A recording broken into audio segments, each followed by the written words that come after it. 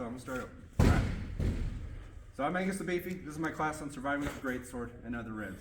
There's a lot of classes that talk about striking with reds and that methodology and all the fun things you can do with back shields and shoulder shields and all that like, but what I really want to talk about is defense with the red, because you can't strike if you're dead, okay? And a big problem that a lot of newer fighters have, especially with reds, is that they get run over and they don't ever get the practice in, or they don't learn how to protect themselves in those scenarios, I guess. So a lot of stuff I'm going to be talking about is just defense, okay? So my first topic that we got to understand is the ranges of the fight, because as you are posturing with your opponent, there's all these different ranges that you can be in. You'll hear often in Sword and Shield people talk about C range or B range or A range, which is basically C range is out of range, B range is you're kind of, you know, in a tip you kind of hit each other range, and then A range is you're right up on each other, okay?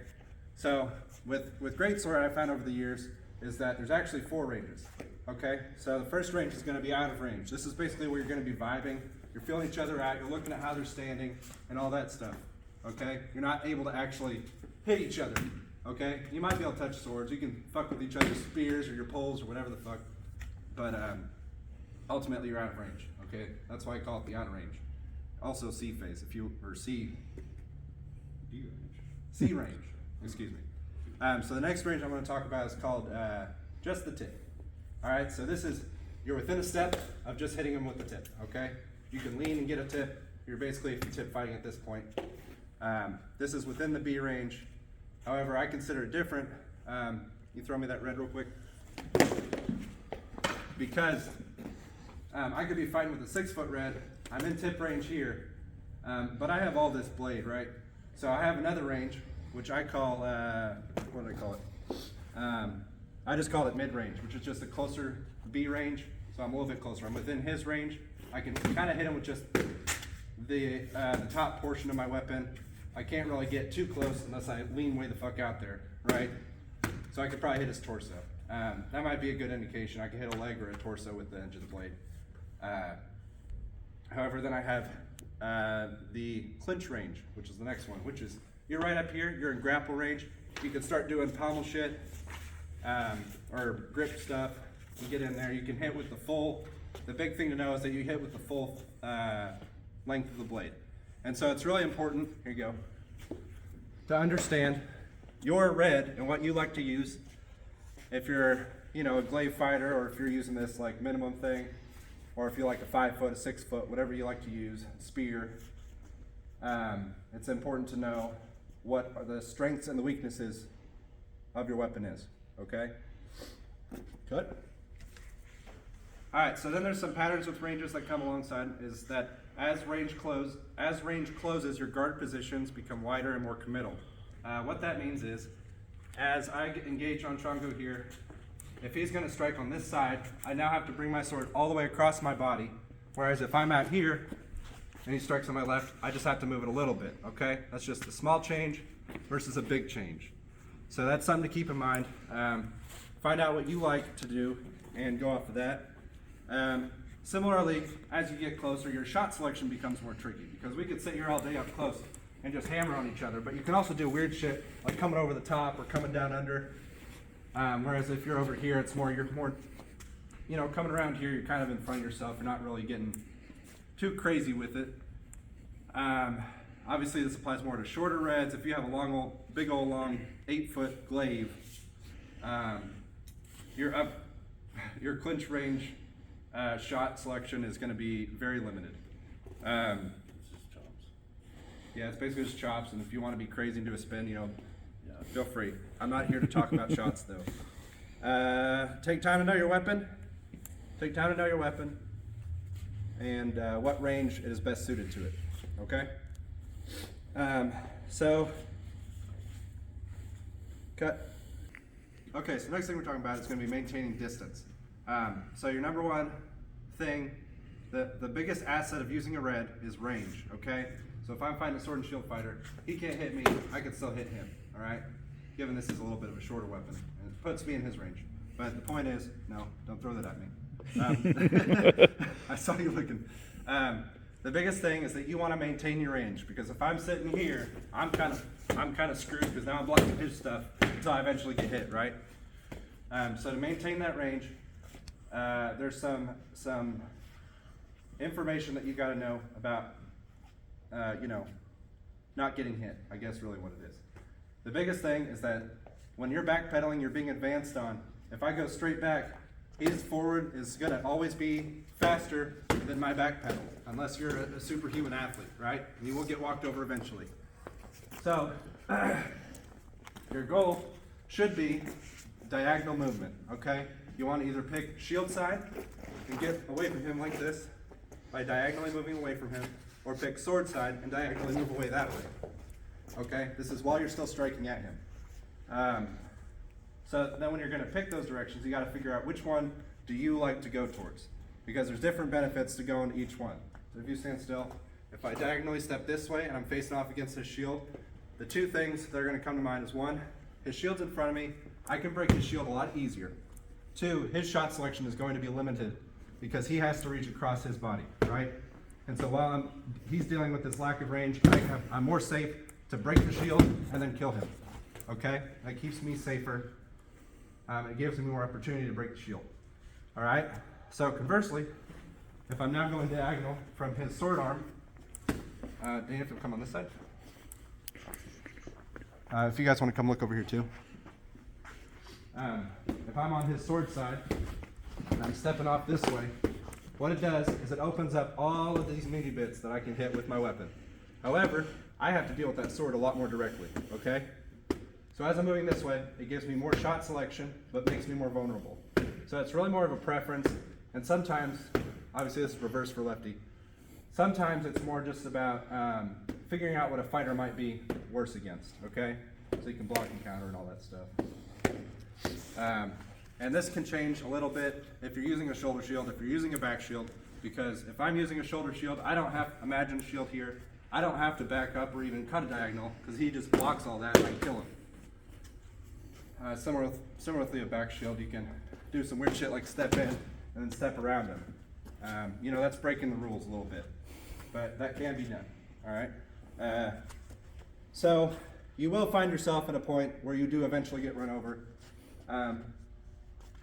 And that's just going to be one of those things you got to deal with and learn how to deal with it. Regardless of which option you pick, the biggest thing you should be taking away from it is that you want to make your opponent feel vulnerable. Okay? So when you're stepping across, I want him to be afraid of losing his shield. I don't want him to. If he's afraid of losing his shield, he might hesitate more, which means he won't come at me as fast, which means I can kill him easier. If I come on this side, he's going to be afraid to even come at me because the possibility of blocking and then killing him is very high, right? But if you're making that shieldman think, that could give you an extra hesitation, an extra second to get you the win. Because in this game, every millisecond counts, right?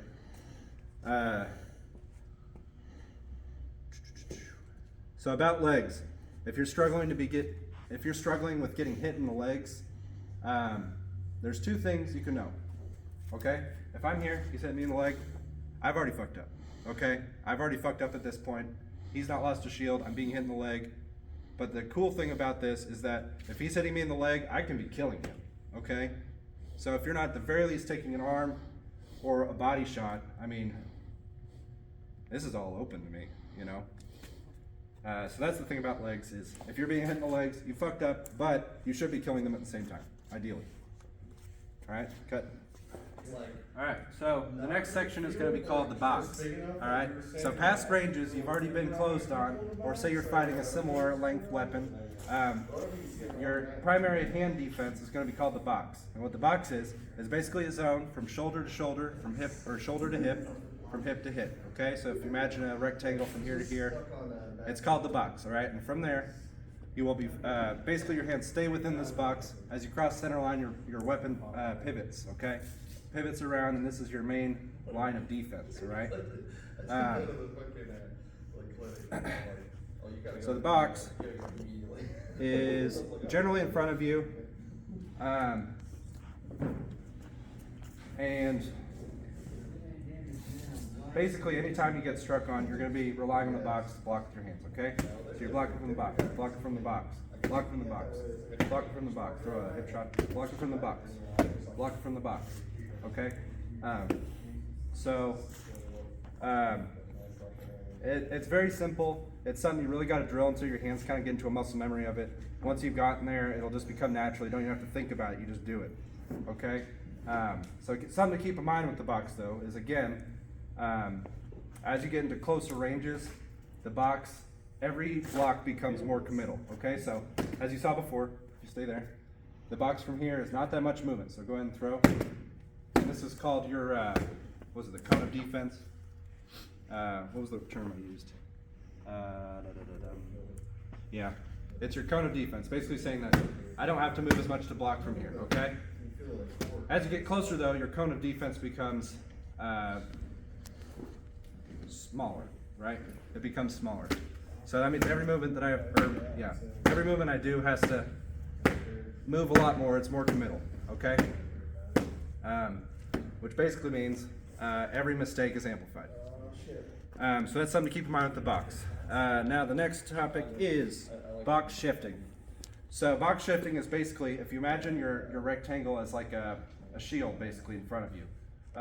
Box shifting is where you take that shield that's in front of you and you shift it to different planes of your body to shut off those zones, okay?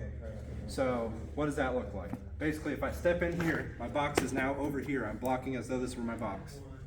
Because I'm stepping in a position where I'm shutting off this whole side.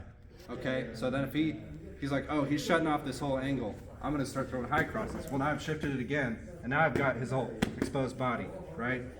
So box shifting is, again, it's like a riskier thing that you can do where you move your shield. If you have a punch shield, for example, if you want a visual representation, is you're moving your box from here, you're stepping in from that example to here to shut off that zone, and then you're stepping in again here to shut off that zone again. All right? And I think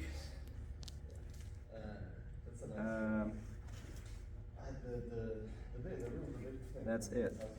Yeah, cut. Okay, going. All right, so our last topic is going to be bubble theory. This is a technique that I use personally. It may be just completely out there crazy, but I'm going to throw it out for people in case they want to, if it seems like something that might be useful to you, okay?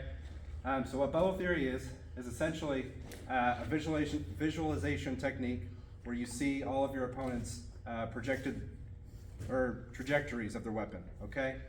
So I visualize all of the different arm movements that they can do towards my body from every angle, okay? And I imagine them as bubbles, essentially. If you see the blue on this weapon, I imagine that coming at me, okay? And so they look like threats all the time. Now that can be cluttered and kind of crazy to imagine every single different option that an opponent might throw. So what I do is I think about the high threat shots, okay? So I imagine high cross, I imagine shoulder, let's see if I get in the stance. So I imagine high cross, I imagine wrist snipes, I imagine flat wraps on the shoulder, I imagine hip scoops, I imagine dark sides. And so if you keep all these shots in mind as your opponent moves, you're going to be able to anticipate which one's coming, right? And if I can intercept the bubble in my mind, so if you, I don't know, just pick a shot. There you go. So if I just imagine the bubble coming at me, it doesn't take much for me to just go to that bubble, okay? And alongside that, the thing to keep in mind is that if you go into a stance or just a home position, where his sword sits when he's sitting there, the least he has to move, the faster the strike is. So initially, the fastest strike that he can possibly throw is going to be a straight chop, probably to my shoulder, in terms of threat, okay, or a wrist snipe. He can go right over and hit that if he's with a good angle, yeah. So those are going to be the two fastest shots, and so those are going to be the two bubbles I'm probably focusing on first, but then as he rotates his body, the different bubbles are going to be more emphasized, okay? So, are you able to pause? Okay, so if we're going to go through an exercise of how I apply this in a fight. So if we're standing up, we're face to face, okay? What I want you to do is, let's see, just go ahead and throw a shot at me and then hold once you connect, okay? So he's thrown a shot, he's picked from his trajectories. So the big thing about bubble theory is that it doesn't apply to just the beginning of the fight. This is something that you have to apply from every position within a fight, okay? So from the moment he's in a stance, the moment he connects, I'm now seeing where can he throw from this position, okay? So he's gonna have to pull his sword back, most likely, probably to here, and then he can throw from this side. So I know that on this side, I'm very exposed. I know that my hip's also very exposed, so he can come off and throw an inside wrap or something, a money shot, if you will. So the thing about bubble theory is that you have to train yourself to watch for the most dangerous strikes, which means money shots and a throw on this side. Okay, so he goes from there, and you're going to kind of train all these different scenarios until the point where your brain just sees the bubbles and you block them. Okay, and there's going to come a point where you're able to start seeing these bubbles and blocking them and then throwing counters. And so once you get to a point where you throw a counter, you're just hold there. I'm going to throw a shot at you and then you just block it, okay? So then I throw into him. And now I have to say, at the position that he's in, the position that I'm in, where are his threatening bubbles? Where can I expect him to throw next? Okay? So he's already down here. I know that he's probably going to hit me in the legs, so I'm going to have to, after this shot, I'm going to drop down and do something. And you kind of just repeat the process over and over and over.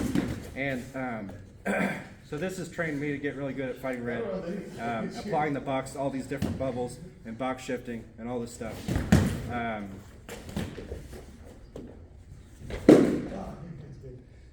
And you know, the cool thing about bubble theory, I think, is that it applies to everything. Okay, it applies to out of range, it applies to up close, fighting multiple opponents, and